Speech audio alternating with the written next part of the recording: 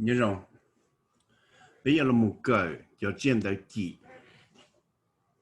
Bây mong trò chuyện đời kỳ mới gì lúc xua. We are going to learn the tone markers. There are 8 tone markers in the Hmong language. Bây giờ bị cỡ nữa. Let's begin. Kỷ niệm. Kỷ niệm. Kỷ niệm. Niệm. Kỷ mù.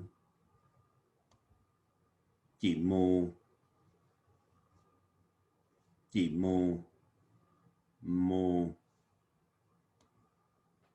Kỷ ninh. Kỷ ninh. Kỷ ninh. Ninh. Kỷ tó. Kỷ tó. Kỷ tó. Tó. Kỷ ua.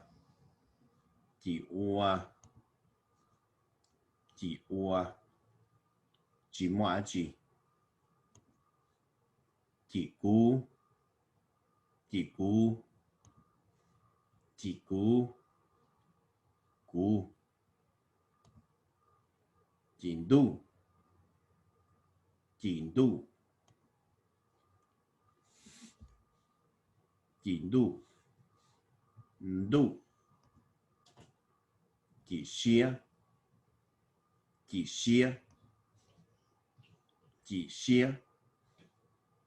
Xia. Bên mong chờ kỷ mùa gì lưu xua. There are 8 tone markers in the Hmong language. Watch out.